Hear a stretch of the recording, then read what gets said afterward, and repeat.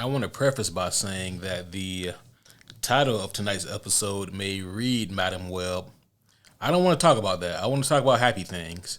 And so the comic news curse continues. It was brought to my attention by the good homie Caleb earlier today that the casting for Fantastic Four has been revealed by Marvel. They continue to fuck me whenever they can.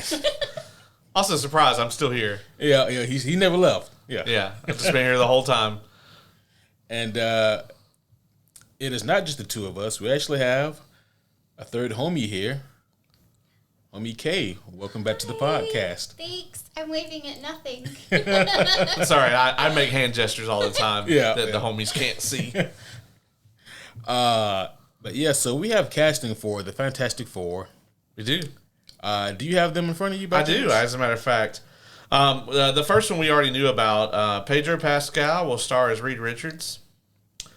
Vanessa Kirby, obviously, is going to be Sue Storm.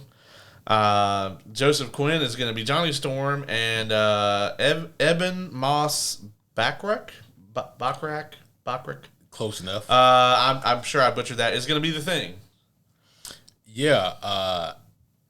They just decided to drop that randomly today. And there they are, yeah. And there they go. Vanessa Kirby, I know the name. Where do I know her from? That's an interesting question. Do you know, Kay? Nope. I don't know names like y'all do. That's true, yeah. You could have made something up, and I probably would have went with it. She's in The Crown. Ironic. Oh, I love The Crown. She's also in... She plays Princess Margaret in The Crown. Okay.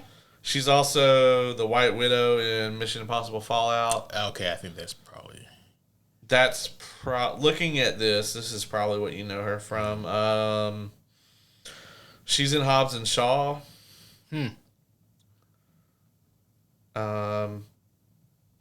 other than that, I don't see a lot here that you would know her from. So that's probably what it is. And the gentleman playing the Thing, I'm not familiar with him. I recognize his face. And he's in The Bear. I know that. Bear.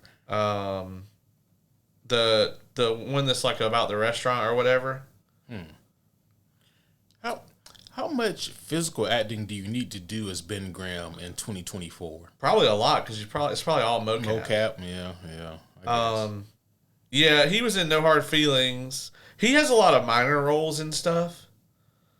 He was David in the Punisher show. Oh, okay. Yeah, he's usually like a sidekick or like a just below the. He was in Girls. Not a big fan of that. Of Girls? Yeah, did you watch that? Wasn't also what's his face in that as well? Kylo? Kylo Ren. Yeah. Yeah. Adam Driver. Adam Driver wasn't. As a matter of fact, that's pretty much where I think his like kind of fandom really started. Yeah, I don't have a dislike for this show. I just never got around to checking it out. It's pretty good. Yeah. It's HBO. You know, they don't... Right, yeah. It's normally pretty high quality stuff. Yeah. And then, of course, Human Torch. That one has been circulating for a while. I'm so excited about that one. Mm-hmm. Like, none of the other castings, like, I trust Marvel with the casting. Mm-hmm. I think most of their characters have been very well cast. I think maybe Riri Williams is an exception to that. I think that might be the only, like, major choice that they made where I'm just like, I don't like this casting. We got to hear something. Yeah. Yeah, that's the glaring one. Doesn't have to be mentioned. But sigh. But you know, I mean, they got like a 95% success rate easy. Yeah. Oh yeah. So I don't hate any of these. I voiced my concerns about Pedro Pascal before, like, as long as it's not, well, we got nothing, so let's just hire Pedro Pascal. I'm not gonna lie, I think that's part of it. You know. And it will work. Yeah. That's why I'm upset about it. Because it will work. I'll be like, I love Pedro Pascal. Right. Popcorn. Yeah. I just, you know, I think as we joked about whenever this news came out, I just don't need to see Pedro or Mr. Fantastic escort any of his children anywhere. Yeah. No magical children being escorted. No escorting any kids? But that's like, he's a good daddy. Yeah, I mean, clearly. Yeah. But the children can't be his. Oh, yeah, that's true. They can't be his kids. Biologically, they can't be his kids. It has to be another magical child. Yes. Well, there's plenty of those in Marvel, so he can... he'll find someone to adopt. It'll be a little baby Cable. They'll somehow merge Josh Brolin's face with like a baby. That's terrifying. That is. That just makes me think of Twilight. Oh yeah. Oh yeah, that whole monstrosity. That was so scary. Yeah, that like I haven't even seen Twilight, but I know what you're talking about. Yeah, there's the CG the CG demon baby. Yeah. It's so scary. Holy shit, that thing was awful. But the Joseph Quinn casting is amazing. Like, he has such a huge following. Mm-hmm. And I really feel like he's going to bring over that following from Stranger Things. You think he's going to bring the heat? You're very lucky that I don't know which button is. I think it's this one. Wrong! That'll work. That's not what I wanted, but it'll work. I need to know where that button is anyway. It's my favorite button.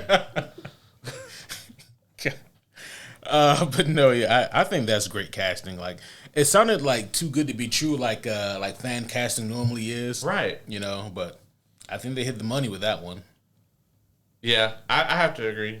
I mean, do either one of you like dislike any of the choices necessarily? Not necessarily. Dislike, but I don't know anything about the guy that's playing the thing, so yeah, I don't know anything about him. I didn't mean to.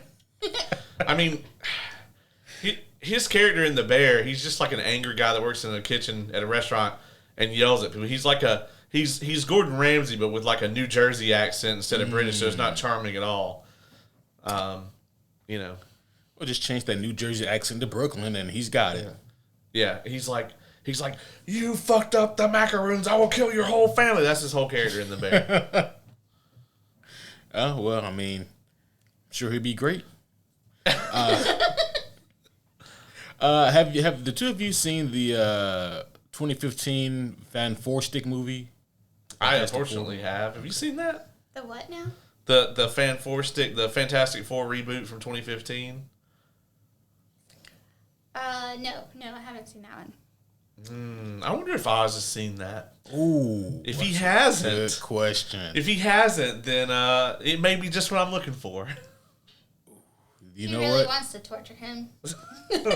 Well, he specifically said on this very program that he will review Madam Web with me. Now, hey, listen, work obligations. Homies don't give a shit about your work obligations, Oz. Yeah, I was gonna say there's an empty seat here. Yep. And it's really odd that the three of us ended up in the theater and on the review tonight. And the person who started all this is mysteriously absent. Wow, yeah. So, as far as I'm concerned, he owes me a bad movie fill-in. So if he has not seen 2015 Fantastic Four, he's gonna. Yeah, I'm pretty sure. I don't think he's seen it. Yeah. Okay, you probably shouldn't. I mean, it's better that you don't. Now I kind of want to. I mean, it's not as really bad. It's better than Dune 84, but like, where's the bar? I mean, well, apparently the bar is the Christmas special for the holiday for Star Wars. That's the bar. That's where the bar is. And I mean, I think Dune 84 is slightly worse, but once again, I mean, the bar is buried in the sand. Jeez. You had to fight for that one, but I'll give it to you. Give my button.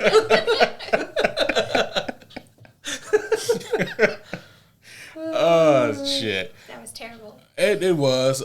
Speaking of terrible, let's go ahead and get this thing going. So we're here tonight to discuss something that has just hit the theater on Valentine's Day. but there's nothing sweet about this movie. I'm done with my my daytime show puns. But with that being said, homies, one and all, welcome back to another very special episode of the Superhero Homies podcast. My name is Quentin, and tonight I'm joined here by two of my near and very, very fortunate and fantastic friends and homies, Homie Kaye. Hi. And the homie Caleb. I have returned. It's been so long. It's been such a long time. Forever since y'all seen each other. Yeah. Back in 94. Back in 94. Yeah, so as you know, the first half of this review will be spoiler free. So we will talk about characters and themes and overall thoughts and whatnot. And then we will give you a nice little break in the middle where I'm sure we will find something completely off the rails and rabbit hole and probably unrelated to talk about. And that'll be your cue if you haven't seen the movie to skedaddle on somewhere else and or go see the movie. Or don't, depending on how you're feeling at that point. And then when we come back, we will have all the spoilies for you. All of them. All the spoilers. Because there's so much I can spoil for you on this movie. Yeah, you can probably watch the trailer and probably understand exactly what's going to happen. But in a weird kind of way, it's almost like I can reverse spoil some things. Like if you watch the trailer and any part of you is excited about it, the thing that you're excited for, you won't get. Okay, the trailer was really well done. I liked the trailer a lot. the trailer is way better than the movie. I will give him that. And I didn't like the trailer. I like the trailer because of the musicality that went with it. Like the song that they picked and then the way that they edited it together. The trailer was very well done. The production on the trailer was amazing. I can respect that for sure. I'll say this. I think that Madam Web, it is probably the second worst Terminator movie I've ever seen. And I've seen all the Terminator movies. Oh, no. The second worst? So it's better than Dark Fate? Yeah. Okay. Yeah. But it's not better? It's not better than Genesis. Oh, no. No, I see. Okay, okay, so Genesis is the one that has Khaleesi in it, right? Yeah. Mm-hmm. Yeah, I hard disagree on that. If you're like, okay, you're going to hell, welcome to the seventh layer of hell, you have to watch one of these two movies for the rest of eternity, and those are my options, I'm watching this every day for the rest of all time. I would rather have my brain melted by that dumbass movie being Genesis, but at least if I watch Genesis, I can turn my fucking brain off and just watch the dumb, mindless action go on. At least I'm not bored. At least until Matt Smith shows up and you're like, really? They fucked him again? I love Matt Smith, but yeah, in that movie it wasn't the greatest. He's also the villain in Morbius. It's Morbin time. Yeah, his agent is like, yeah, we'll do it. We didn't even pitch it to you yet. Yeah, we know. It's like maybe he has the same agent as Nick Cage. Like, yes. Yeah. It's the only way that can be explained. He just answers the phone. We'll do it. Yeah. Also, I'll just say this really quick also, because as I was telling you off mic about the kerfuffle with the episode. So, homies, if you guys have had any problems with the podcast episodes recently, they should all be resolved. Everything should be hunky-dory again. All the podcast lengths and time should be straightened, and you guys should be able to listen to any episode that you had some problems with ease now. But with that being said, as I was doing a little bit of work on the podcast, I just wanted to go back and let me look at some of the metrics here and see what's going on. I like to do that every so many months just to see what people are really, really listening to. I'm going to always talk about what I want to talk about, but I'm always curious to see like what people's receptions are to certain episodes. And I came to the conclusion, homies, you sick fucks, you guys truly enjoy bad movie reviews. Oh, no. I'm not surprised by that. So I do the same thing with my page. Mm-hmm. So I'll go and I'll look at the things. And it's always the things that annoy me the most that the people love. Yes. And I'm like, why do I have to do more of this shit? And then you know what? I do more of that because they hang around. Yeah, I know. It's very annoying and sad, but yes, I understand. Shameless plug. That page is thecrochetfairy.net if you were interested. What? Yeah, I always mention this, and I've shown a few pictures of it, but I have a one-of-one crocheted Cyclops, and he is fantastic, and he is, and he overlooks the homie hangout hanger to make sure that everything is copacetic here. I love how he's just hanging out under Cap's shield, just like yes, he's being sheltered. Well, he got to keep the sun out of his eyes. You know what I mean? Yeah. Yeah. You good over there? Yeah, I'm This is the okay. one thing me and Ace agree on. That's right. So I have to know, like, what are the most watched episodes? Okay, so like nothing has topped still like Infinity War. It's either Infinity War or Endgame. I know Infinity War had some crazy numbers. Oh, those numbers were so crazy that Kevin and I we had a hard time after that because companies started reaching out to us, like Hawthorne, the company that makes like body washes and soaps. They reached out to us because they were going to release a superhero line of products, and there were one, but there were like 3 or 4 companies that reached out, and we were like, those numbers are not our normal numbers. They are not indicative of what we can do for you Right. on a regular basis. Yeah. See, it's a good thing that it happened to you guys, because I'd have been like, yeah. Yeah. The numbers are the numbers. The math don't lie. Pay up. Yeah. You're not optimistic. Yeah, I'm just doing math. You're just doing math. Yeah. God. But I think they both probably were. they both did. I mean, so obviously, like the big tentpole movies always do tremendously well. The last movie that did anything close to those numbers, I believe, was either No Way Home or Doctor Strange 2. Oddly enough, I think it was one of those two.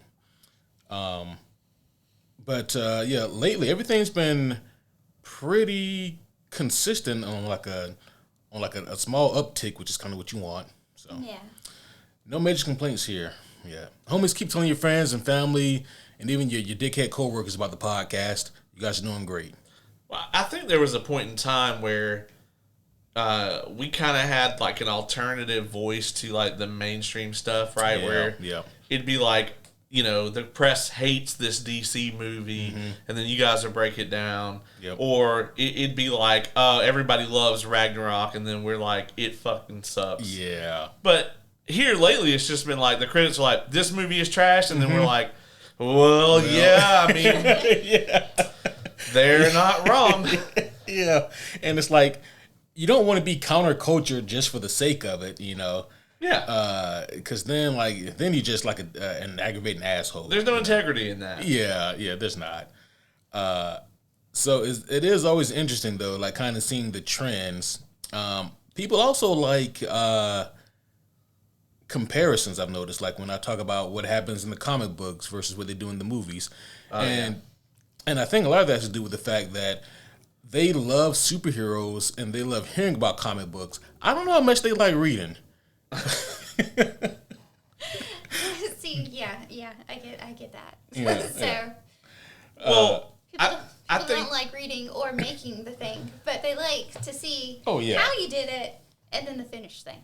yeah, for sure. I mean, that's like there's that element of it where it's like we've talked about how it's so hard to get into comics right now. You know, like if you just up and decided one day that I want to start reading Marvel or DC, doesn't matter. You're fucked. I mean, look around this room. I mean, you guys can't see, but like, you know, it's like you can if you Google like where do I start reading DC, you can get 100 different answers. Yeah.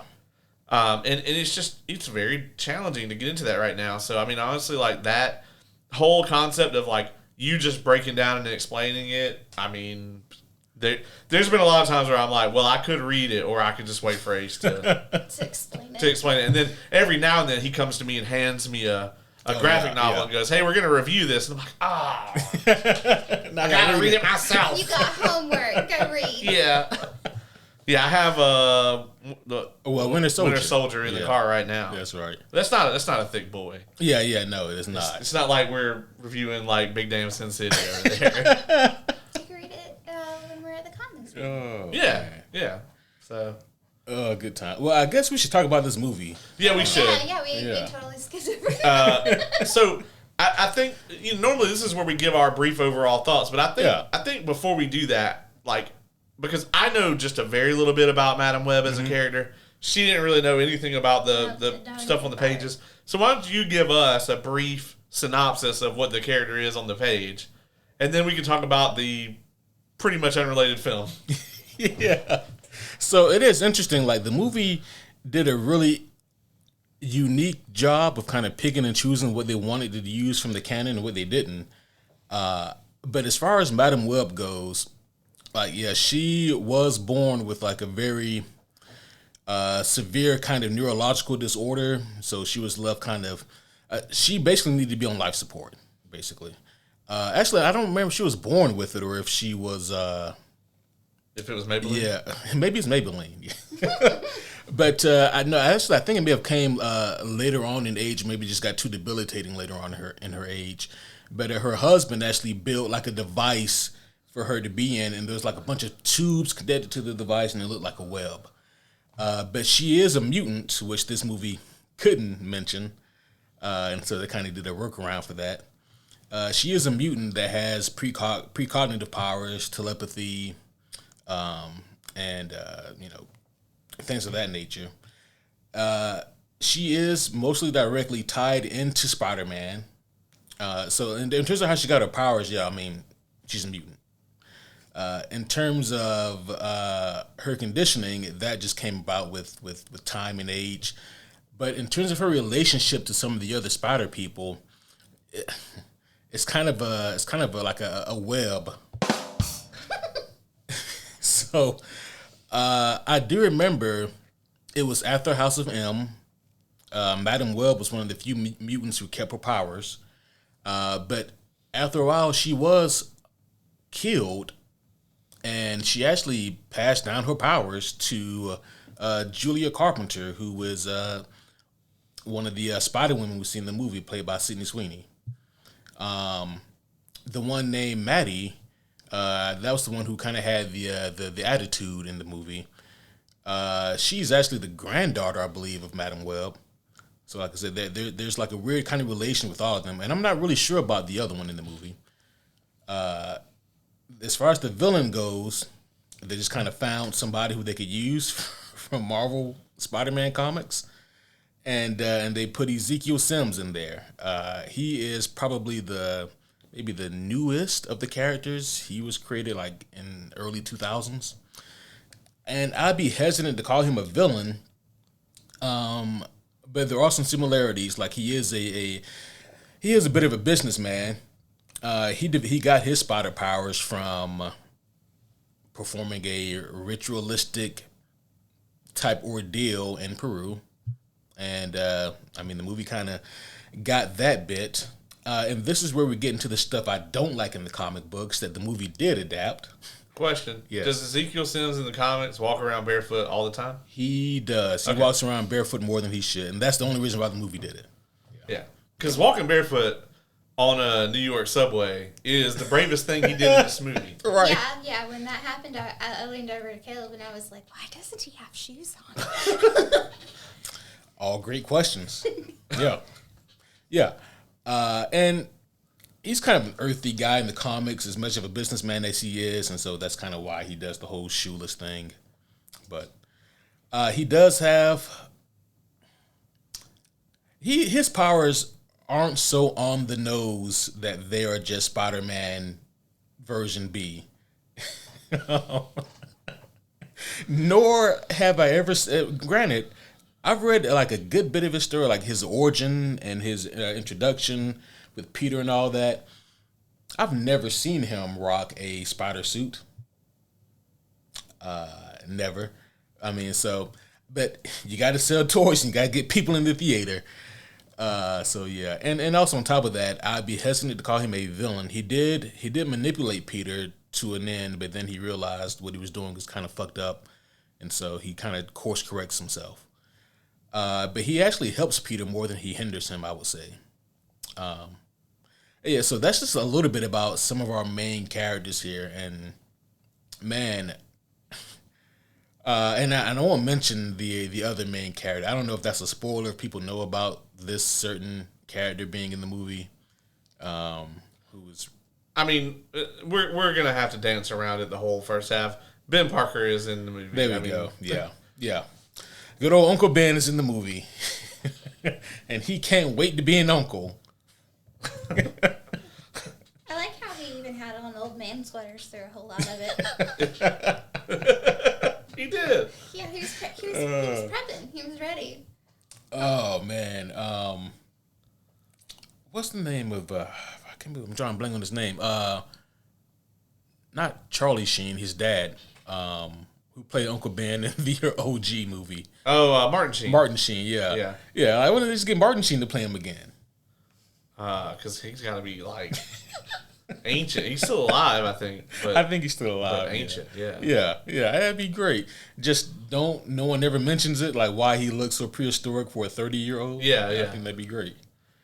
Yeah. Okay. Well, it seems like they didn't do a great job of adapting any of that. But. Yeah. Kay, what were your overall thoughts on the film? Okay, for knowing nothing, I thought it was okay.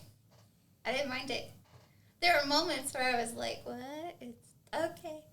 That's a choice that you could make. But I liked it. And I think Oz will like it too. Yeah, I hope he doesn't. I know you keep saying that, but I'm pretty sure he's going to. I don't think he's going to be like, loves it. But I think I'll like it. I don't think he's... I think for something to be awful for him in a movie, I think it's got to be like real bad. I don't think a bad script bothers him the way that it bothers Ace and myself. Not to speak for you. Yeah.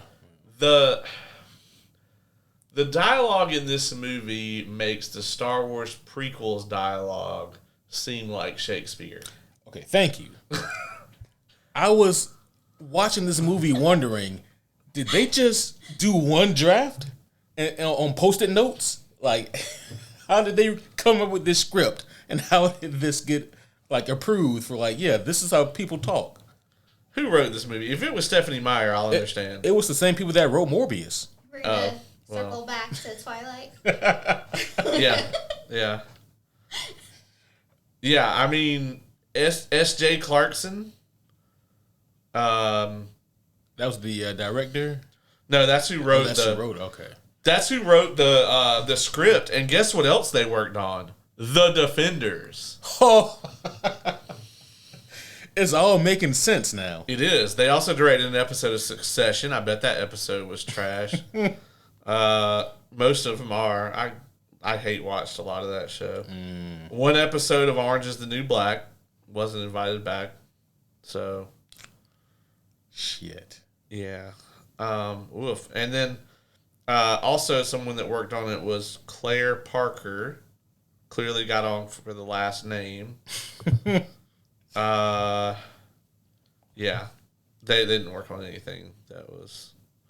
It was the same people that wrote... Oh, so here's another guy that worked on it. There was 3 people worked on the screenplay for this. Okay. This guy's name is Burke Sharpless, which sounds like a wrestler. Yeah, from the 80s. Yeah. He worked on Morbius. He also worked on that atrocious Gods of Egypt movie from 2016. Wow, the one with all the white people in it. Yeah. Also the Power Rangers 2017 movie. Oh, wow. Yeah. It's incredible how, like, you can have a not so good track record and just keep getting work. It's like it's just like Kevin Smith said, man. In Hollywood, you just kind of fail upwards. We listened to that on the way home from Atlanta. Yeah, I let her listen to she hasn't seen the documentary of Superman Lives, but we listened to the Kevin Smith interview about it. Yeah. It was hilarious. I love Kevin Smith anyway, so it was quite entertaining. I had a great time. Boy, I mean, John Peters, he's got, the man has so much money, and he just thinks the world of himself. If you listen to him, he thinks that, I don't see why people wouldn't like this. Confused right now. Yeah. Meanwhile, he was just a hairdresser for his wife, and then he becomes an executive.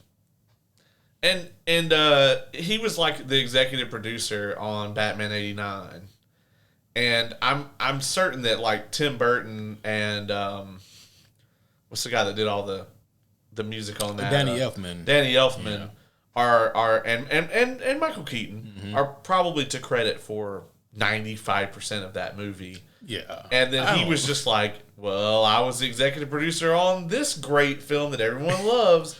And they're like, well, we got to listen to what John says now because he made Batman '89. They probably just called it Batman back then. That's true. Yeah. How to Spot a Time Traveler. What you call it? Yeah. What do you mean Batman '89? Why would you call it Why would you call it that? That's fucking weird. You just mean Batman? Yeah, man. So I was watching Iron Man '08 the other day. And what year is it? There's a Skyrim just released poster on the wall. Still, what year is it? It's unclear. Oh shit. As much as I joke, I said joke. I was serious. About this being one of the worst Terminator movies I've ever seen because it does feel and act like a Terminator movie in so many ways. I'm a fan of Terminator, at least the first two, and I really enjoyed that premise. And if you want to put a Spider-Man flavor over it, I'm not mad at that either. But my goodness, they just dropped the ball. Again, I'm not mad at the premise. It's the plot and the writing and the direction and like the shots and the cinematography. It is everything else around the premise that just fails this movie for me. The directing is awful. Like, the cinematography is awful. I can agree with that. It was disorienting in ways that didn't need to be. Yeah, like, it just made you not want to look at it a lot. Like, there were so many times where, like, the camera would just be in a place where you're like, did someone just leave it there on and they found the shot later and used it? It was odd. Like, there are Paranormal Activity movies with better camera shots than this. They also really loved the whole shot where you like close the door and suddenly you're somewhere else. Yeah. Yeah. They also reused the whole you're underwater and then the web thing. They use that a lot. The villain has less lines than a Woody doll. He just says, they can't exist. I saw myself die. I came up from nothing. Yep. He says that over and over again. He says at least all of those things 5-6 times in the movie. Yeah. He's very adamant about those things. He is, yeah. Man, he knows what he's upset about. I cannot wait to dig into this. Got into the entire movie, like in the spoiler section, but man, the way that this movie presents itself does not match up with the way that this movie ends. Like, if you're expecting, I mean, it's a superhero movie, so you're expecting a superhero movie. And listen, if that's what you're expecting, don't get your hopes up. Yeah, it's definitely not. It is not built like a superhero movie at all. No. And normally we would typically praise that, but I don't think this movie gets any creativity points for that. The way it's presented, it honestly just feels really underwhelming. Like the ending of the movie, without saying anything about it yet, obviously, but you're just gonna kind of be like, "That's it," and then leave. I'm thinking we're gonna get like, this is a Terminator movie. All right, let's see where this goes. Oh, those are credits. It was more like Adventures in Babysitting. Oh yeah, huh? That's true. I mean, it is a great babysitting movie as far as, it's got more action in it than pretty much any other babysitting movie I've seen. Unless, like, Stranger Things counts. Ooh, well, if that counts. Yeah, well, Steve is a great babysitter. That's true. But the rest of them are kind of shitty at it. But Steve was a good babysitter. Yeah, I agree. If Steve had been here, then things would have gone so much differently. They would have. Oh, yeah, especially if he had like a baseball bat or something. Yeah. Oh, man. I will say this, though. Other than, as far as the cast goes, Tahir Rahim is Ezekiel Sims. Yeah. thought he was dreadful. But everyone else, I'm not mad at their performance at all. I actually think that they fought real hard against a script that was doing everything it could to make them look and sound terrible. But I actually, I like the main kind of 4 characters. I actually really liked all of the casting choices there, and I thought that they had a great performance. Sydney Sweeney, obviously, the standout, but we knew that was going to be the case. I wish there were a standout for me in this movie. There is not. I'm speaking merely from performance. Understand, yeah. It's just that the script just didn't allow any room, from my perspective, for anyone to get anything off, to have like that standout. I mean, because like even like in Morbius, terribly written movie, but Matt Smith, he pulled out a performance from nothing. And it's like, I feel that like the people who were in this movie weren't even given the opportunity to like stretch and to potentially have that kind of standout performance. Like, I wish they, and I'll say this, like the way you feel about Ezekiel, I feel that way about him, but I also feel that way about Dakota Johnson. I thought her performance was wet cardboard. Her delivery at times just felt so stilted and forced. And I was like, lady, spit it out and just say it like you mean it this time, though. So, the guy that plays Ezekiel, I think what got him casted was his glorious hair. See, I had the same question about him that I have about like different versions of Miles. How do you get all that hair under that mask? Yeah. This is a good question. And it's not even messed up. Yeah. When he takes it off. Yeah. No, that was the test, I think. When he walked into the casting room, he just had to run his fingers through his hair, and then they were like, okay, all right, that's it. That's all we needed. Thank you. If that's what happened, then I'm less mad, you know, if that was the only thing we were looking for here. Yeah, I mean, I will say, like, there are some moments where Dakota Johnson does okay, like, she does well. Yeah. And then there's some moments where you're just like, I know the script's awful, but this is your job. You know what I mean? You got to do the thing. There were some scenes where she's super believable. Can't really talk about any of those yet because spoilers, but and yeah, there were some where it was like, this is just the most stilted. Particularly, I think everything is just about awful in the third act. Oh. And she's real terrible in the third act, especially. Yeah. But yeah, I didn't.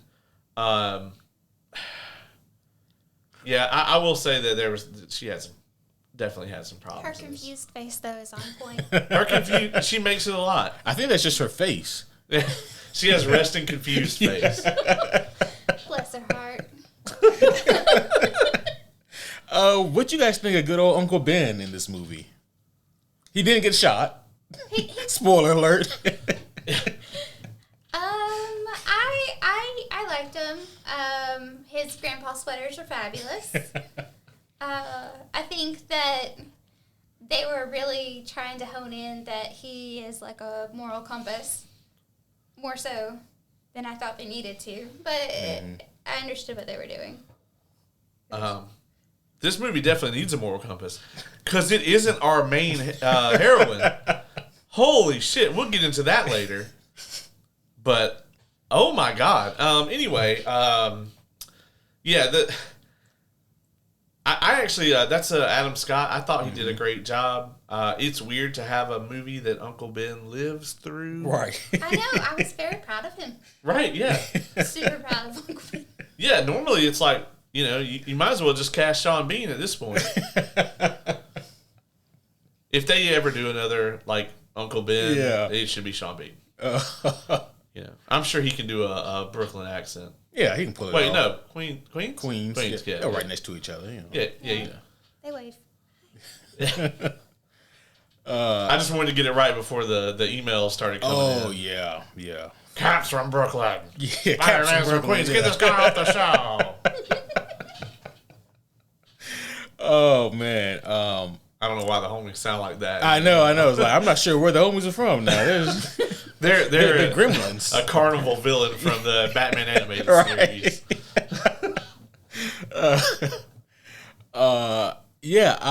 It was. I'm not gonna say his performance was off-putting for me, but it was like It took me a while to wrap my head around seeing Uncle Ben, pre-Uncle Ben, just seeing Ben Parker.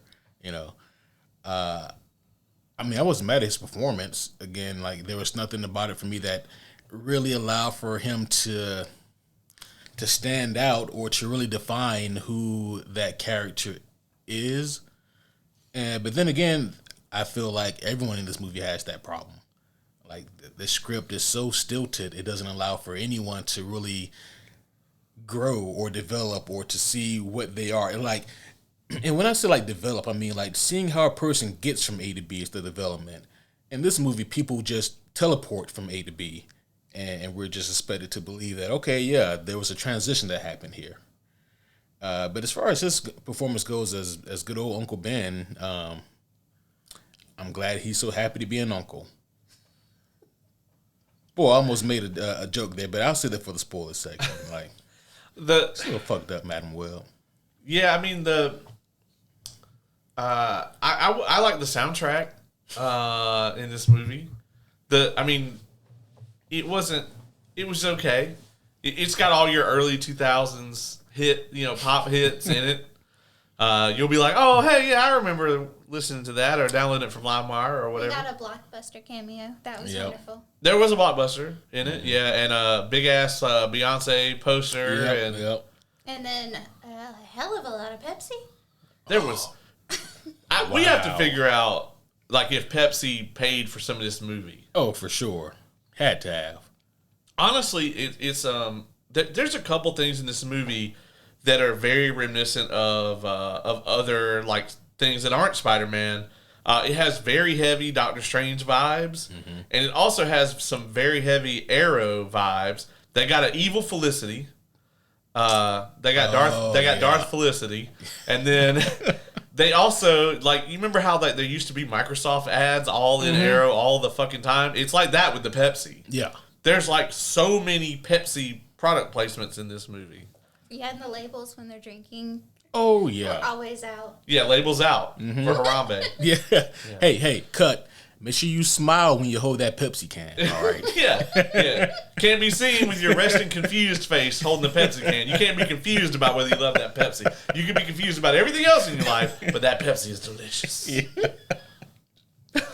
Oh, man. This may sound like a joke, but I'm being serious when I ask the question. Was this movie supposed to feel like it was made in 2003? Because it literally does. I thought it was just a joke. But this movie does feel, in fact, like it was made 20 years ago. It did have that mentality. I don't know if that was on, like they went in there doing that, or if it just worked out that way, but... I got Catwoman vibes at times. Well, yeah, so it's like Captain Marvel was based in the 90s, had a lot of 90s references in it, but they never made the movie as if it was a 90s movie. Yeah, with that, and the movie didn't feel like it was made in the 90s. Yeah, whereas this movie, if it came out in 2003, it would probably be received about like the Ben Affleck Daredevil, you know? Yeah, it'd be around there. People would have been like, "Oh, it's got Toxic on the soundtrack." Yeah, or they would have played Toxic way more in the movie. Yeah. It would have been in the trailer. The trailer would not have been nearly as well put together. The trailer wouldn't have been as awesome. Yeah. No, there would have been a lot of circular camera rotations while Toxic played in the background. There would have been more leather. We were still in the post-Matrix world, so it would have been a lot more leather. That's true. I think Reloaded came out that year. Oh, yeah. So, yeah, definitely. None of the younger characters would have been alive. Oh, yeah. So, you know. Yeah. Also true. So, are they... We would have got, like, Cameron Diaz and... Yeah. It would have been a less good version of Charlie's Angel. Yeah, exactly. Yeah. Yeah. Yeah. What do you guys think of the action in this movie?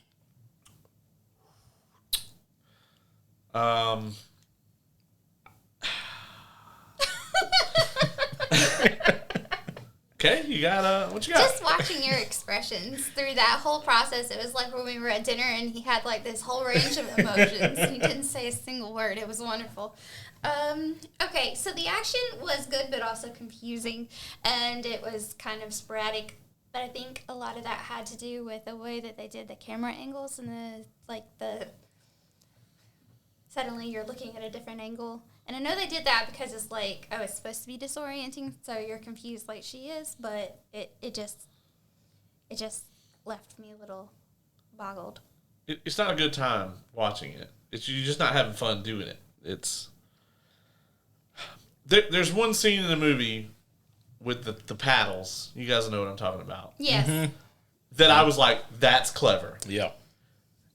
I loved that. Yeah. The first time that the thing happened with the vehicle. I liked that. Me too. The second time that it happened, I was like, I don't know. I was waiting for a third. Uh-huh.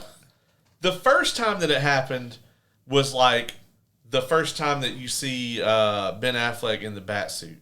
Mm-hmm. The second time that it happened, it was like when Ben Affleck walks into J-Lo's office in the Dunkin's commercial. It literally, the first time that it happens, you're like, this is about to be so badass. And then it happens and you're like, fuck that guy. Right. The second time that it happens, it literally feels like a commercial level of silliness. Yeah. Yeah, I mean, again, I can't spoil anything here, but it's fucking ridiculous. Like, ridiculous. Like, okay, like, we're all here very familiar with the world of wrestling. And, like, sometimes if you have a keen eye, or even if you don't have a keen eye, you'll see, like, a wrestler jump into something that he absolutely should not. Like, you're jumping into your demise. Like, you could have just stayed still, and that guy would have completely missed you with the crossbody or the clothesline. But you see him jump into it so he can get hit by it. And it's like, oh, well, that kind of breaks the illusion there a little bit. The same thing kind of happens here. I'm like, why are you leaping into the danger? Why are you leaping into the danger? And we've in the spoiler section, we're gonna have to talk about what they make of that factory from the yeah, we had a little bit of a discussion in the theater about that. Like, what are they making here? Is this a grenade factory making rocket launchers? Yeah, there's a lot of things in this movie where it's like you just gotta turn your brain off and melt into the chair, and you'll be okay. I will say though that overall though, this movie, one thing that I will put out there, it does not do anything that's like super offensive to me. I know you probably can't say that. There's a certain quote that they just wholly and completely butchered. And I died. And he put his chair down, folks. I was clenching my teeth, up until that point. And then they drop a line that Caleb mentioned, and I was like, that's it, I'm done. You looked like the way that Oz looked during the entire holiday special when they dropped that line. Yeah, it was pretty bad. He looked physically ill. But I will say overall, like, there's nothing in this movie where I was just like, I fucking hate this. I'm so upset. It was just really it was aggressively mediocre. And then there's a lot of eye rolling, especially with the Spider-Man tie-ins that are very heavy-handed. Yeah, they're super heavy-handed. There's a lot of unanswered questions in this movie. A lot of unanswered questions in this movie. It reminded me of like Gotham, the show. Oh yeah, there's definitely that vibe in this movie where they're just like, wink, wink. This person's gonna become Batman villain number 7. Right. Well, cool. Are we ever going to get to see that on the show? Because that'd be really awesome. No. Why would you ask us that? Yeah. No. We're just going to give you a bunch of little Easter eggs. That's the that's the fun. Show. Yeah, that's the show. All right. Well, I'm going to turn it off then. Yeah. Oh shit. Yeah.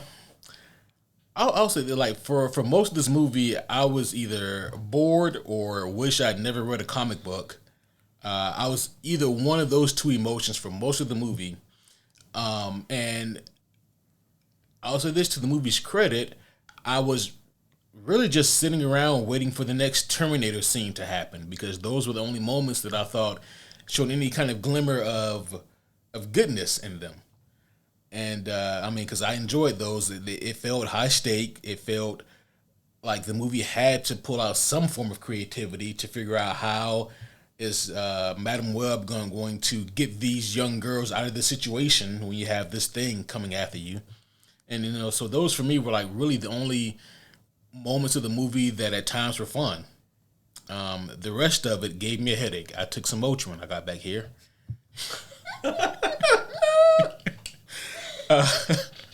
I wish that, especially like for the three girls in the movie, I really wish that they had.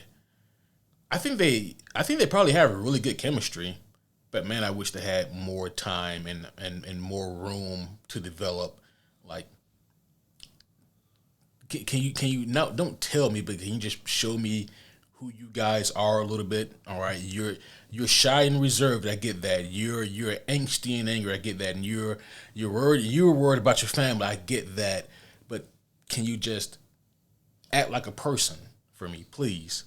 And the movie really didn't allow a whole lot of room for that to happen. And I'm like, if you guys only got one thing right, I wouldn't even say Dakota Johnson's character. I would say get the three girls right.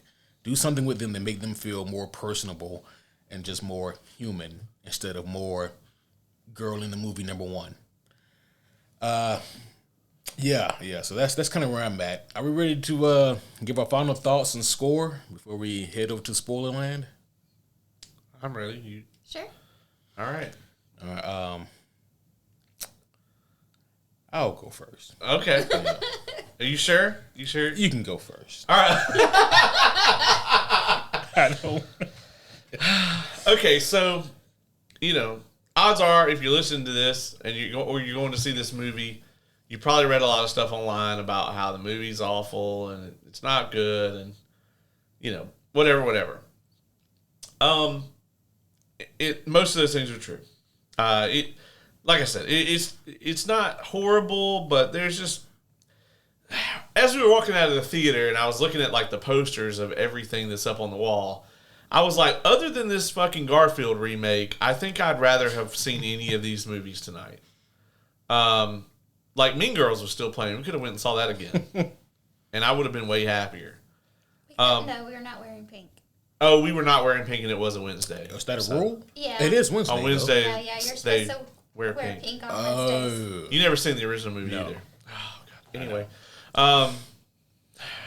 That's disappointing. You know what? I get 4 picks this year. Oh, is that going to be one of them? Yeah, we're watching the original The original Mean Girls. You know It's what? supposed to be a bad movie, but No, it doesn't have to be bad. I just say any movie. oh, it's okay. Well, 30 years. You say 30 or 25. we said 25 if it's not a franchise. Okay. Does that fit? When did the original come out? I have no idea. We don't I have thought it was to- like 20. Yeah, somewhere in there. If it's not available right now, it will be soon.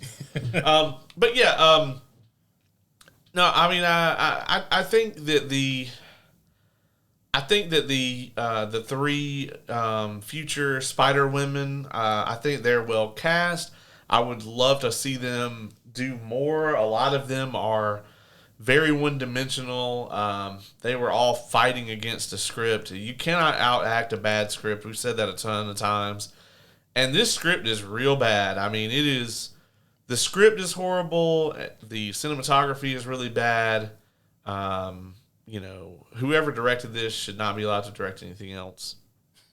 And I hope that the almost assuredly low box office results. I mean, we were at the theater on Valentine's Day, and it wasn't even half full. For a brand new superhero movie to come out, the interest in this is very, very low, and I just hope that that's a big red flag for Sony, particularly Amy Pascal, to please stop making Spider-Man movies that don't have Spider-Man in it. I'm gonna give this movie a 5.0. That's what I was going to give. It was a 5.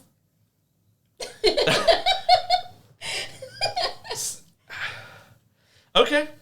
Because it's not. Look, okay, it's a bad movie, but I have a good spot for like bad movies. I don't mind watching them. They bring me some sort of comfort, and it's something like, I don't know, me and Timmy we'll cuddle and we'll watch terrible, shitty movies together. We like it. Well, when I say it's aggressively mediocre, you can't get more mediocre than 5. Yeah, I mean it's not spectacular. It's not the worst movie that I've seen. It's right there in the middle. Oh, it's not the worst movie that I've seen. It's not the worst movie I've reviewed on this podcast in the last month. Yeah, no. Y'all torture yourselves. Yeah. I mean, if I gotta watch this or Dune 84, Oh my god. cue me up for this every time. Yeah, I'll start adding information to this movie to make it better for me. Yeah, I'll we can Mystery Science Theater this movie. Oh yeah, for sure. And we'll just act it out ourselves, and it'll be great before It we're will done. be. Well, we need one more. We need one for every main character. So we would need like Oz and Brendan. I'll be Madam Web, and I'll deliver my lines like Sebastian Stan does on the What If show. In season 1. In season 1. We have to give him a little that's credit true. for season 2. Yeah. He did better. Okay, I want you to know that what you said there was really poignant, because superhero homie rule number 10 is love what you love. Yeah. You know? It is. It's a commandment. It is a homie commandment. You know, you don't need anyone's permission to love something. There is a caveat to that rule, which you also brought that up as well. You can love something that's bad. We all love something that's bad, but you have to admit that it's bad. Oh yeah, I can totally admit all the things that I love that are bad. Like, y'all do not ever want to watch Rose Red. Rose Red. Yeah, it's a Stephen King miniseries. Don't watch it. It's terrible, but I love it. It's wonderful. There's also Tin Man. That was sci-fi, right? Sci-fi did. It is also delightfully terrible. I love it so much. But yeah, it's really shitty. It's real shitty. Yeah, I'm sure there's a few of those I have too. Several, actually. Yeah, so, I mean, yeah, I think that this movie does... I normally like with what it does good, and I drew a fucking brain fart. This movie does. It It does. does. It does. It man. movies. Yeah, it movies. I think that the costume design was very well. That's my line. Oh, The costumes were really great. yeah. I thought they were very CW, to be honest with you. They were CW, but you know what? They almost to a fault were very comic accurate, especially with the Spider Women. I especially loved the skin tight Sydney Sweeney costume. Yeah, I was wondering why you like that one so much. It was really well done. It was, yeah. The stitching was nice. Yeah. Yeah. Superb. What color were the boots again? They're black.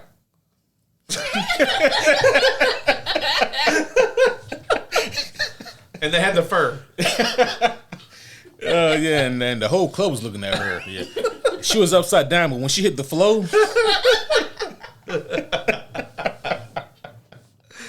Oh shit. Yeah, I give this movie a 5 out of 10. I did not call that. I did not have that on my bingo card that we would all rate it the same thing. But Yeah, have yeah. like varying opinions of how wonderful or awful it is. Yeah, like he hated it. I thought it was okay. I liked it. And you liked it. We all think it's a 5. Amazing. Yeah, that's. See, and that's the difference, folks, between this is bad and it's not for me. They're two different things.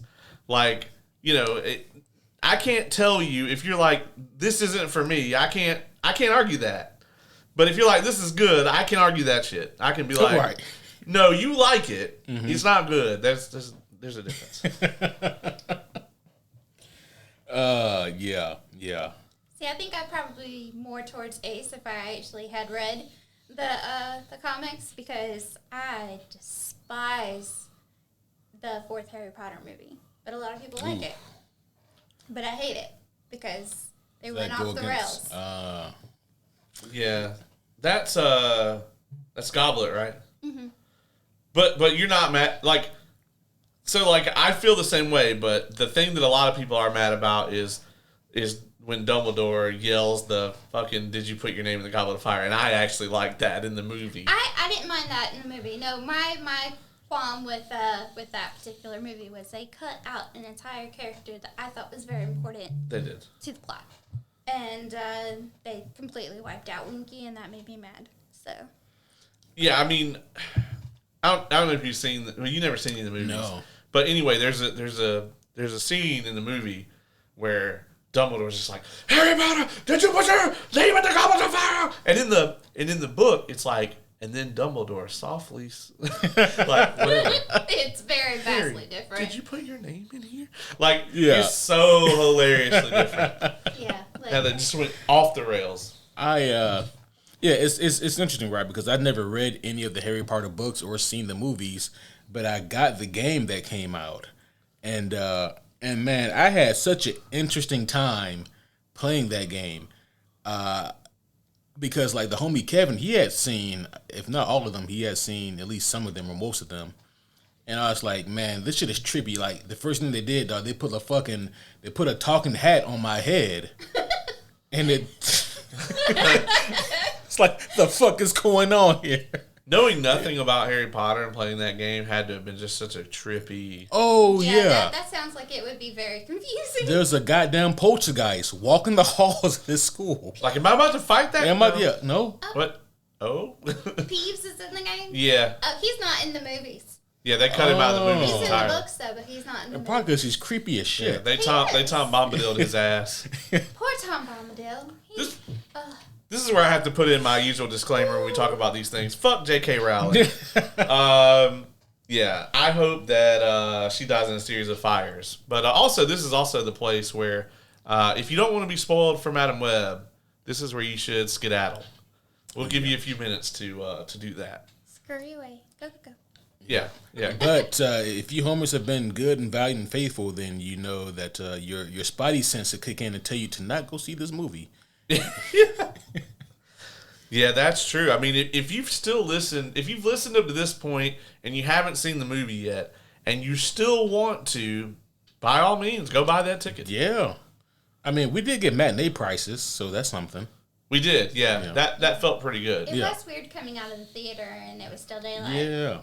Yeah, especially like, we just been through the winter solstice, so right. It gets dark at like 5. Yeah. And we got out of the movie and it was still daylight. I was like, wait, this doesn't happen. Yeah. This is odd. I gotta go back in. What's our next superhero movie that's coming out? Is it Kraven or Deadpool? Dune 2. Is Paul Atreides a superhero? I think he's gonna be. He damn sure is in 84. Oh yeah, he's the superheroist of superheroes in that one. Because he says it like 40 times. Yeah. They missed the point completely. Yeah, they did. Oh man, what a movie! It's Deadpool, right? Deadpool is July, but I don't know if Kraven comes out before or after that. I hope it's Deadpool and Wolverine. Yeah, and I probably Venom's going to be the last one of the year. Also, if you want to hear our thoughts on the brand new Deadpool trailer, just yesterday we put out an episode of Comic News. Yes. Comic news. Kay, I'm going to have to play you my comic news drop one day just so you can hear it. You might as well just do it right now. That could be the break, yeah. That'll be the break. Yeah, so for those of you who have not, as of yet, heard the comic news drop, here's your chance to go ahead and get a sound of it. That's not it. And also, when it ends, we will go full spoilers from Adam Webb. Let's try this one more time. Breaking news, this just in. You're listening to the cosmic, world-breaking, magnificent, multiversal, mega-talented news anchors, the superhero homies. And this is Comic News. And that's the comic news drop. That was glorious. Thank you. Yeah, the guy that does all that voiceover work for you is doing really good stuff. Yeah, he is, man. His rates are getting way too high, though. So yeah. Are they all the way up? All the way up. Yeah. Yeah, there's too many buttons I need, We do need an all the way up button. Yeah. But we got to get like me, you, and Oz saying it in harmony and record that. Yeah. And then we can just play it anytime. That would be phenomenal. Yeah. We should do that next time. We should. Yeah. Well, if you're still here, you're a brave soul if you're still here. Or if you just are like me and spoilers are actually comforting, welcome. That too. Wow. So, why is Madam Web so into stealing vehicles? She did steal a lot of cars. Yeah. And miraculously, she crashed a lot of them, but they still went far. Oh, yeah. she stole more cars than Steve Rogers in the 1990 Captain America. And he stole a lot of cars. He stole a lot of cars. I just also want to point out that she has no regard for the law whatsoever. Oh, no. There is a point in this movie where she steals an ambulance. And not just that she stole an ambulance. She stole an ambulance that was at a house call. It very clearly looked like an emergency. So she's like, fuck that guy. Just imagine that you have a heart attack and you call 911 and the paramedics come in and they're like, oh, we're going to get you to the hospital, sir. You're in terrible shape. They get you on the thing. They go outside and they're like,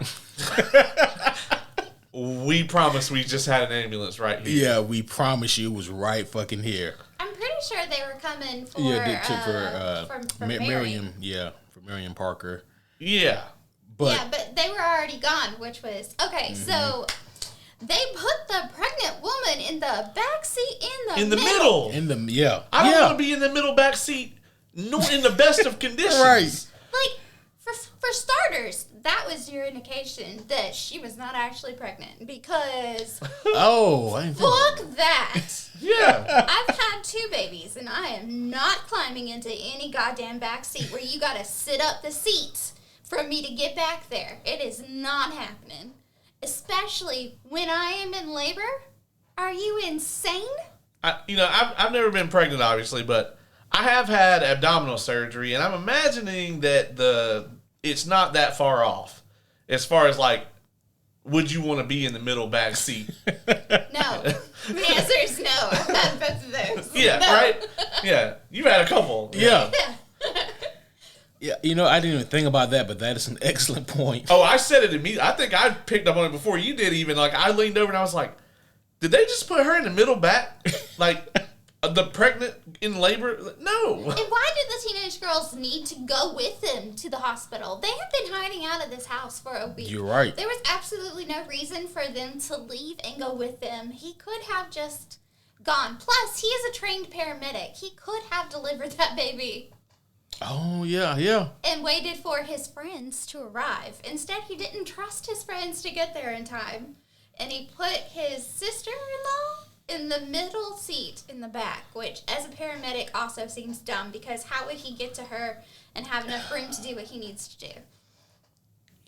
All excellent questions. I'm sure they'll be answered in Madam Web too. and that's the crazy thing too is like when Mike Epps' character, like who they've known forever, like they clearly have a good rapport with him. Which, by the way, you could tell they couldn't afford him for very long for this movie. Yeah. The total budget, I think, for this thing was $80 million. It was and you could tell it was very low. But he dies, and he's literally bleeding everywhere. And this dude's cool as a cucumber. He goes up to the main character and is just like, hey, it's gonna be okay, whatever. But as soon as his sister is like, hey, trained paramedic brother-in-law, I might have this baby here. Suddenly, it is this atrocious, like, crazy nightmare. We got to get you to the hospital right now. Right. That was very cliche of the movie. It was. Pregnant woman don't know what to do. Yep, panicky. Yeah, head on fire. She's the calmest one in the room, and he's freaking the fuck out. Okay, for starters, this is her first child, so she's going to be in labor for a long time. If it was a second baby, then probably could go quickly. And they would need to get her there like right away. But first child, they got a while. They absolutely could have waited for those paramedics. Now, why did the paramedics show up to their house? Because he called them, and then he fucking left. Oh, okay. I just want to make sure. See, I didn't think it was their house because I thought they left They did leave. But you could see like where her water broke on the ground. Like when she peered through the window of Ben's house, they focused on the. Yeah, and they were at the front door of Ben's house, and Ben was, I think, coming back from the phone when they were like, "We got to go now." Oh, okay. Yeah, so they were at Ben's sister's. I think it was sister-in-law's house. Yeah, they were at the sister-in-law's house when everything went down. Because there's like a very short period of time where the main character steals an ambulance, breaking and entering. At one point, she goes all the way to fucking Peru in the middle of this ordeal. Yeah. Just hide out these teenage girls with Ben. Just everything's gonna be fine. We didn't make it 24 hours without this guy finding us, but I'm going to Peru. Yeah, and like she, just assuming that they say this is in New York, right? Mm-hmm. Yeah. So like, okay, New York has a major airport. Let's just assume that you can get to a major airport in South America. I'm gonna say Rio probably has the biggest one. Off the top of my head. Okay, you then have to charter this little 4-seater plane to take you into the middle of the fucking Amazon or whatever into Predator Land, and then she got took that the 4-seater tiny charter plane lands. She then gets on a bus that goes to where the fuck ever, the Lost Kingdom, and and then I guess the bus drops her off on the edge of the Magic Spider Woods, and this all happens in like a day or so. Yeah. She is incredibly resourceful. Right.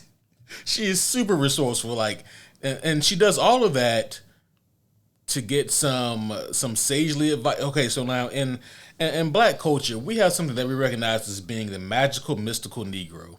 And it's usually Morgan Freeman, but I mean, he is the voice of God, so that tracks.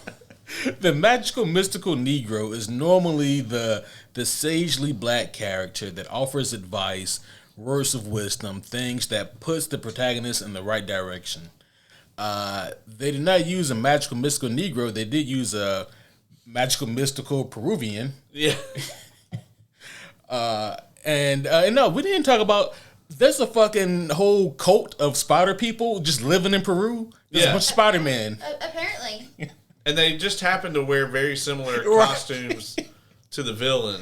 And Spider, who wears a similar costume to Spider-Man. Yeah, and But not to be confused, they're the little lines that are web-like on there, those were vines. Oh, that's what makes them different. That's true. Yeah, that's true. And they have like red clay in their hair. Yeah. Obviously different as well. That's true. Very different. Since we're talking about the suits, why does Ezekiel Sims wear the suit ever? It's not to conceal his identity, because he has no problem walking around bare ass foot in a full business suit to where there's no way in hell you wouldn't be like, that motherfucker's Ezekiel Sims, because like no one else does that, and murdering people. Yeah. Straight up. Yeah.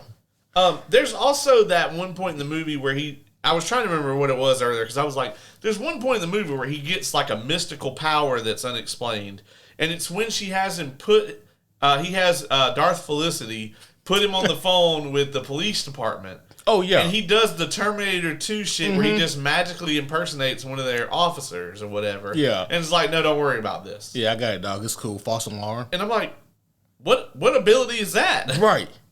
Yeah, see, I didn't know if he was imitating anybody or if he was just... Good at the lingo. Yeah. No, his voice changes completely. Yeah, now that you say that, it did change. Yeah, I don't know where the fuck that came from, but he can do it.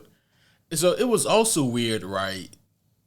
Because he just kind of pick and chose when he wanted to wear the suit. It's like, I guess in his mind, the spider suit is badass, so he just wants to wear it. that has to be it. Yeah, he just wants to be badass. What it really is whether they were using a stuntman or not. That part. And I imagine the suit is probably better against the green screen, which there was a lot of green screen in this movie. So much so that you would believe it's from 2003 once again. So I have a question. So when he says he's been having these visions for years, and he has had these visions so many times that he can like tell you exactly what these girls look like. So that means he knows that it's his apartment where they're going to murder him at. Why doesn't he just fucking move? That's a great question. It's like, if I never end up in this place, this can't happen. Yeah. Really, you know? Yeah. But then he moves and it's like, I left my laptop charger. And then it's like, shit. Yeah, like, I feel like the I'm gonna murder these 3 children. Also, this motherfucker dropping the Obi-Wan Kenobi line, and not any of the good ones. I'm talking about like from the Kenobi show where he's like, Leia, you won't always be 10 years old. This motherfucker dropped the same line because Darth Felicity is like, hey, I didn't know we was gonna kill these teenagers. And he's like, well, they're not always going to be teenagers. Right. You could use that to kill anybody, like, as an excuse, if that's the line of thinking. We got to go kill this baby. Well, it's not always going to be a baby. You're right. Let's kill him. Also, Darth Felicity, I have no idea what their character's name was. That's their name now. Yeah. Yeah, Darth Felicity. the woman in the chair. Not Madam Web. She was never in a chair, except for the end.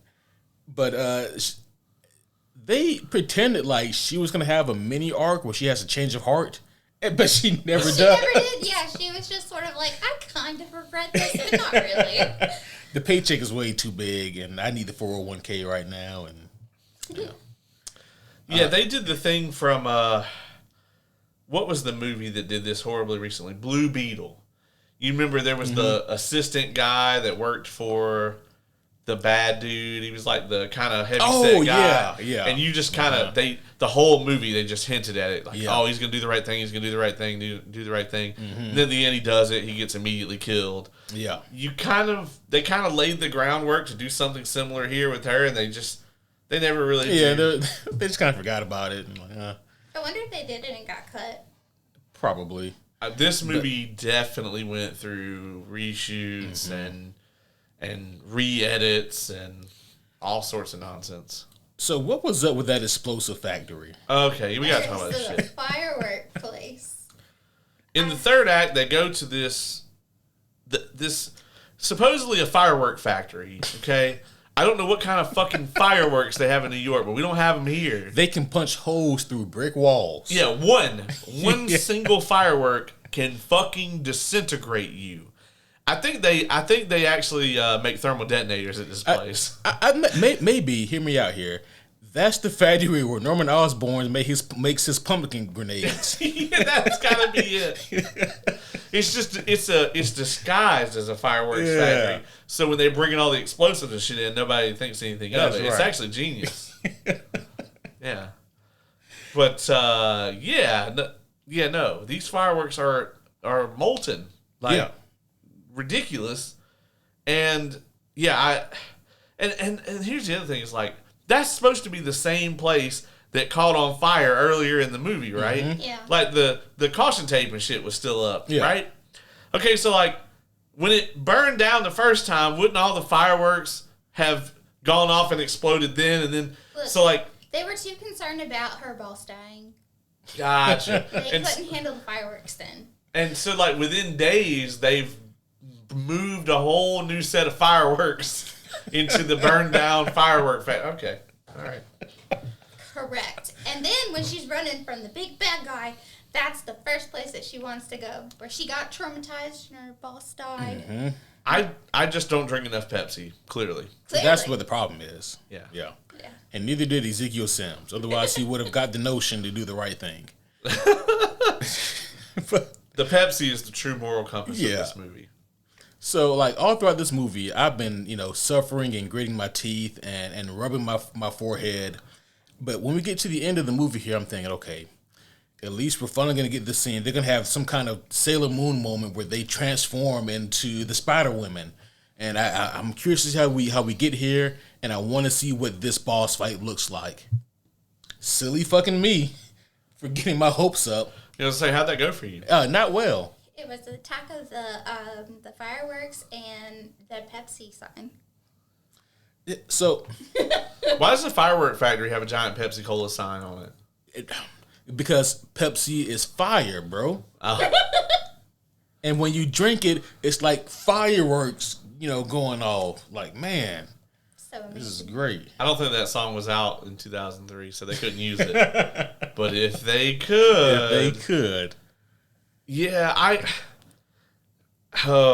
like, the third act of this is one of the worst third acts. Like, you know, at least in Shang-Chi, the first two acts of that movie were quite good. Mm-hmm. And then we got to the third act, and it just kind of devolved into a bunch of CG nonsense. The last Hobbit movie level CG nonsense. Oh. But this movie, I think if you judge it purely by the third act, it may be the worst third act of a superhero movie.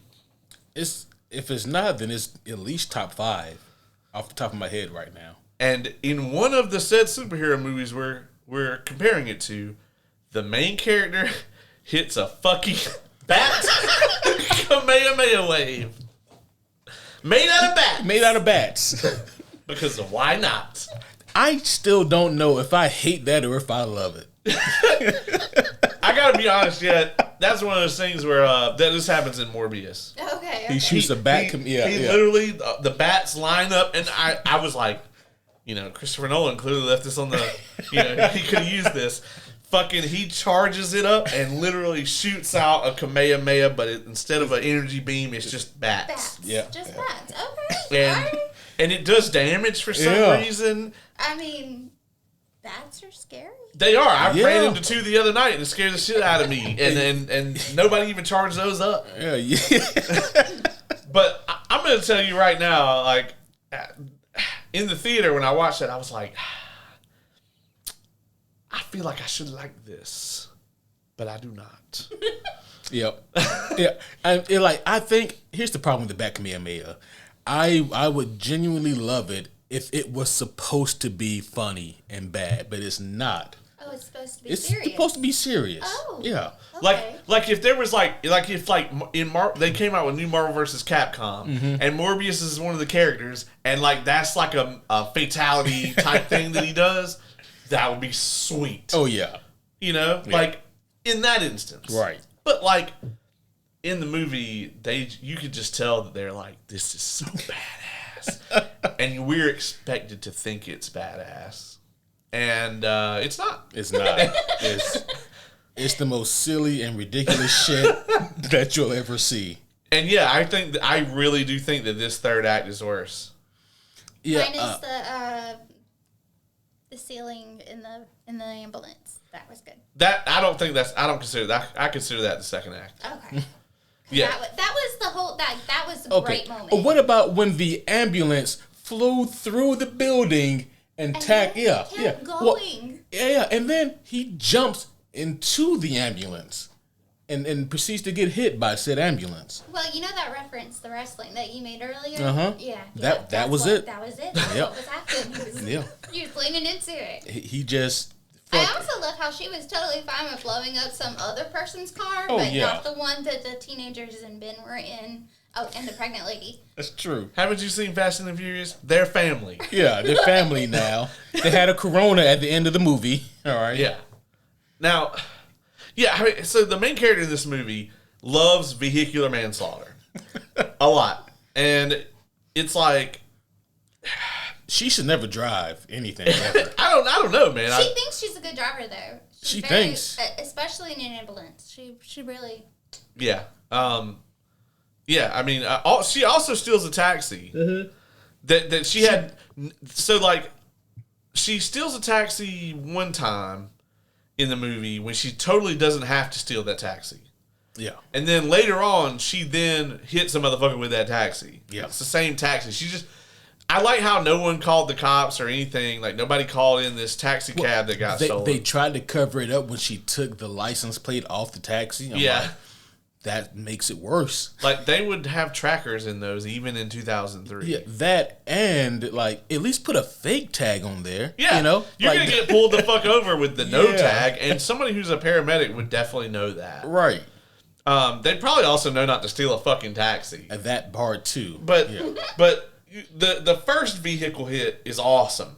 Mm-hmm. And they do it to a montage over Toxic from Britney Spears. Yeah. It was great. Mm-hmm. And then The second time that it happens, though, it is absolute garbage when the ambulance thing happens. Yeah. She just guesses that they're on the other side of this building, drives the ambulance through a fucking brick wall that probably would have just killed her. Yeah.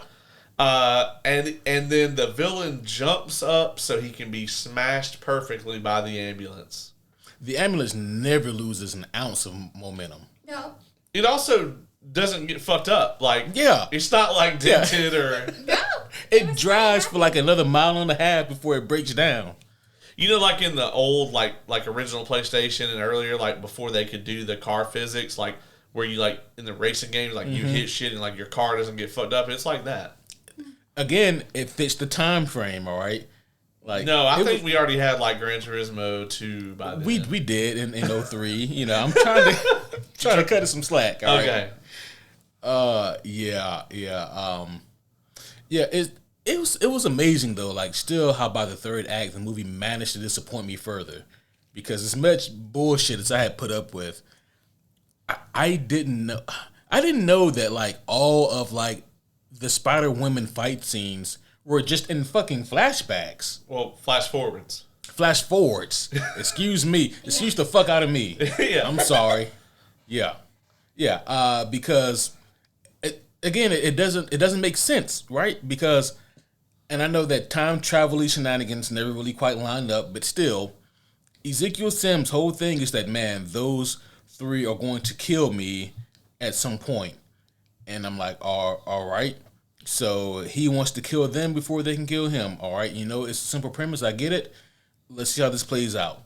In my mind, it almost wants to present like fate is locked.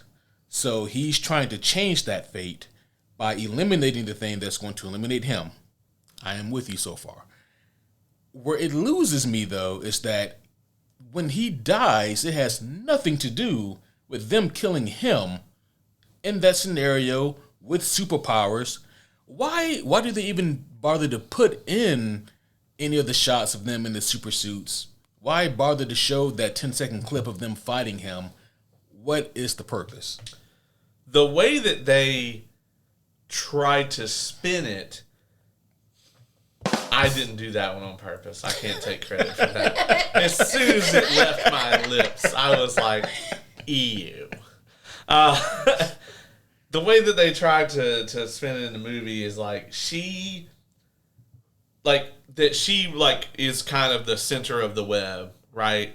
Like almost like he had these visions because he had already killed her mom, right? Mm-hmm. And so like that bound, like that was the string on the web that connected him to her. Mm-hmm. And through that web, because she technically always had these powers ever since she got bit. You know, her mom got bit when she was in the womb. Yeah. And that basically, that thread of fate connected him to her immediately. So all that shit was designed to lead him to her so that she could stand there and watch him be killed by the... Because that is the final fight scene. Yeah. The main character stands there and watches the other character that's supposed to have the Peter Tingle get hit by debris until he dies. Die. Yeah. And that's why, like, when he died, I'm like, he's getting back up. Yeah. He's not. But then I think you see blood come out the back of his head. I'm like, he's fine. I was in such denial because at least give me the gratification of showing me a superhero fight in the third act. Right. Even if it's not good. Yeah. Even fucking Aquaman in the Lost Kingdom gave us 40 seconds of an incredible fight. Right. That's all it gave us. That's all it gave us. And you know what? Like, listen, if that's all you can give me, then just give me that. Yeah, it's Valentine's Day. A lot of people are getting less than 40 seconds tonight, That's I'm right. sure. Oh, jeez. I'm wearing my lucky draws, girl, so you might get 37.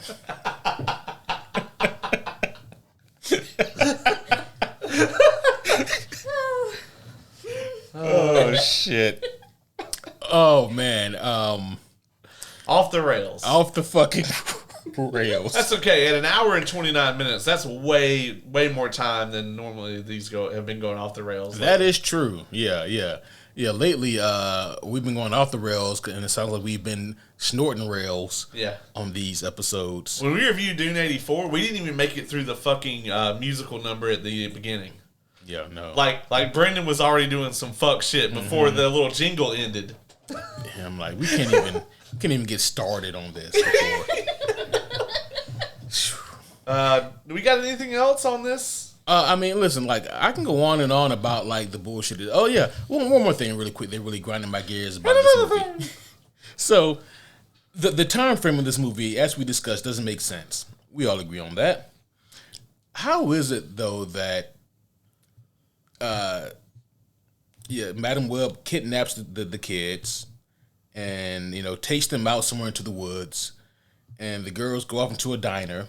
It's not a kidnapping. She said that several times while she was kidnapped. Oh, okay, yeah, well. Yeah, it's not a kidnapping. And listen, she can frame however she wants to. That bitch needs to be brought before a judge. But she better call Harvey Specter. Yeah. Get his blue folder. No, she needs to call Ben Affleck Daredevil and Jon Favreau, who played Foggy. Just get some lawyers.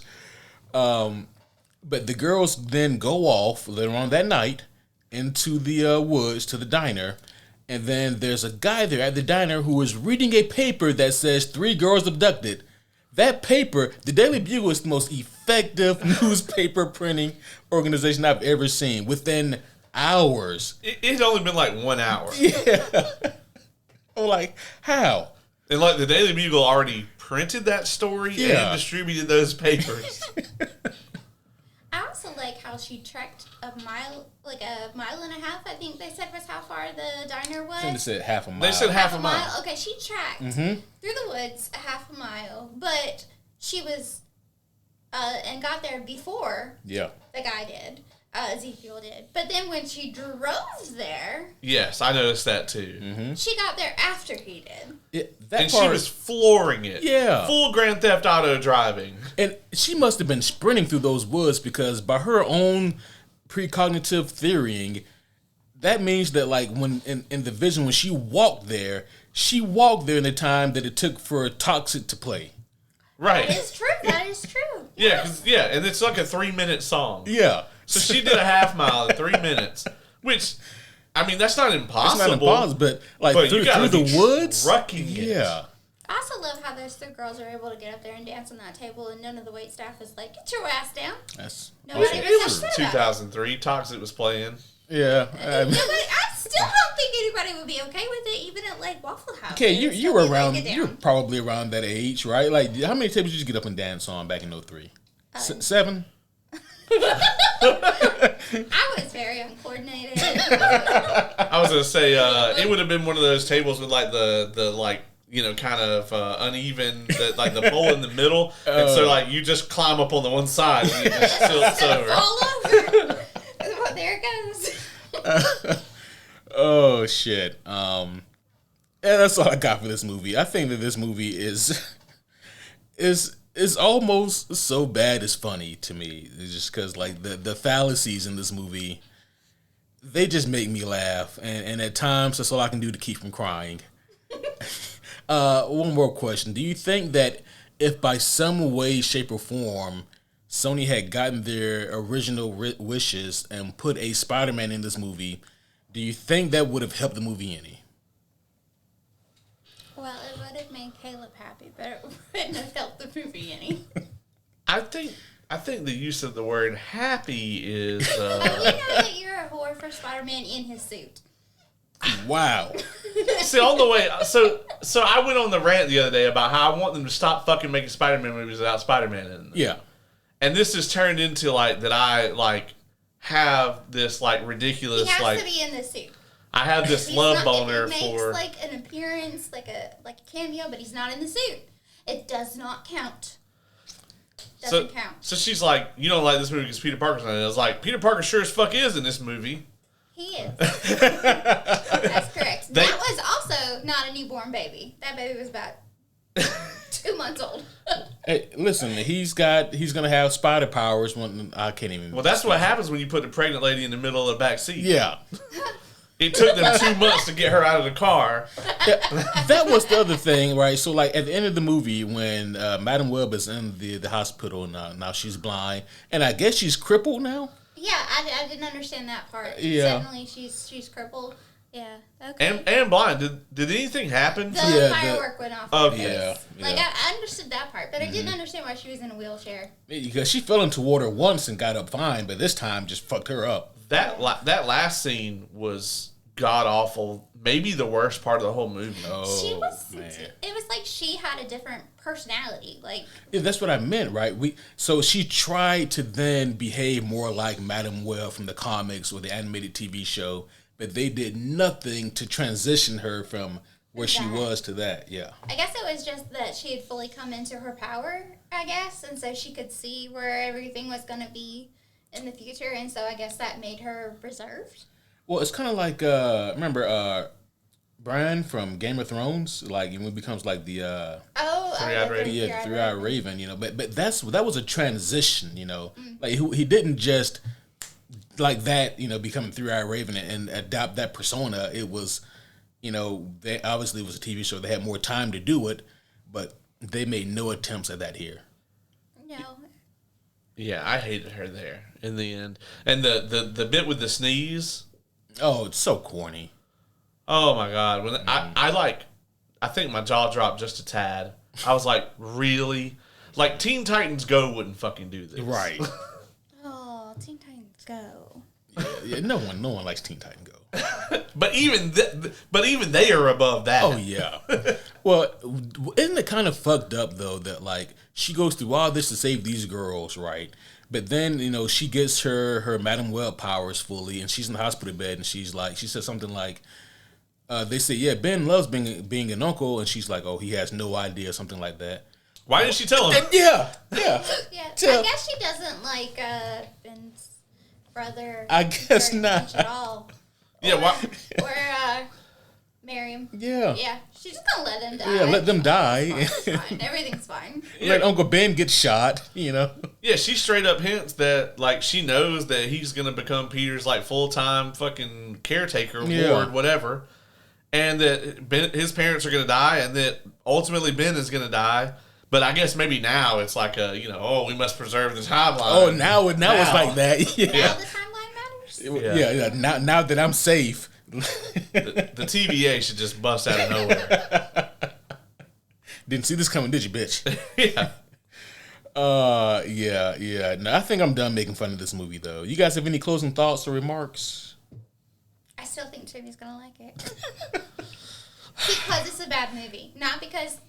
So I'm telling you, I think that you will like it just because it is awful and not because it's good. I think that when he watches this movie, he's gonna have a hard time enjoying it because Caleb and I, there's gonna be an expectation. we're going to now. be over his shoulder, not even physically, just spectrally. We'll be there, and he won't be able to enjoy it. He's never gonna miss another movie again. I'm going to tell you now. So the next movie that I get to pick for our rotating monthly review, if Oz likes this movie, if Oz doesn't like this movie, I'm going to pick Mean Girls. But if he does like this movie, Fan Four Stick. Calling it now. Excellent. Yeah, I was up until you said that most afraid of what Brendan, what the fuck he was going to choose, but all four of his are going to be. So we agree we're going to rotate it, and yeah, I mean everything he picks is going to be.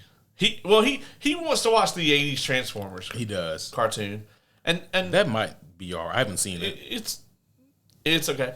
You know, it's if you don't have the nostalgia for it, and I do not. Then it's gonna be rough.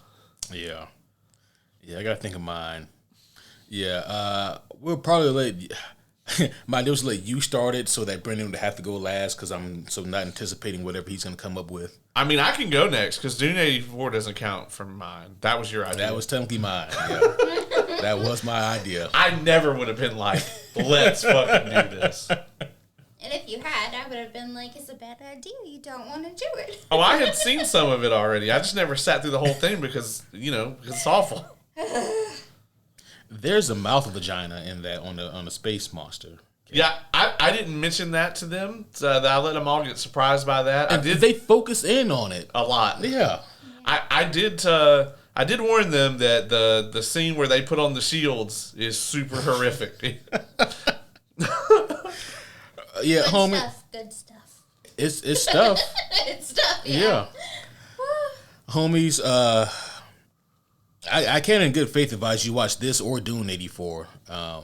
But I tell you what, if you guys have nothing else to do and you really want to go see a movie because you haven't been in a while, I still don't recommend you go check out Madam Web. They're replaying the 2021 Dune in theaters now to get ready for the new one. So go watch that instead. Yeah, go watch that. That's definitely a better waste of your time and money.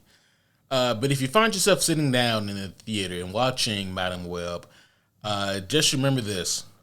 I told you so. And also remember that once you accept the responsibility, the power will come. Fuck off. Fuck all the way off. Holy shit. I was so done with that goddamn movie when they dropped that line. Oh my fucking God. So is God. that line, could they not get the licensing for the actual line? They own it. They So own why it. didn't they say it? I guess in their mind, that would be distasteful. Oh. And they're correct. Both are awful. Yeah. But it's like there was no need for that to be in the movie at all. Twice. Yeah, and twice at that. Yeah. You guys want to play a game and guess what the baby's name is going to be? Yeah. Yes, I would. I would like to go first. And they just made it seem like this such big thing. Oh man, who didn't know who that was? After the second scene, you kind of know who the fucking baby is. Yeah. It's fucking ridiculous. Anyway, guys, the baby is Peter. There. Spoiler alert. Oh dear. Yep. and by the age 2003, I assume it had to be Tom Holland's Peter Parker. Oh, yeah, because Toby was already Spider-Man. Yeah, he was already Spider-Man. For a bit. Yeah.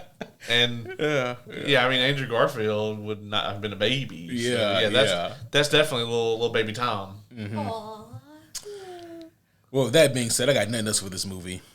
But I will see you guys again very soon. But until then, my name is Superhero Homie Q. It's where you say the thing. Oh, that's where I say the thing. Oh, I'm super. What? What do I say? You go next. I don't know what I say. And I'm Superhero Homie Caleb. Oh, I'm Superhero Homie Kaye. Somehow still better than Brendan. Way better.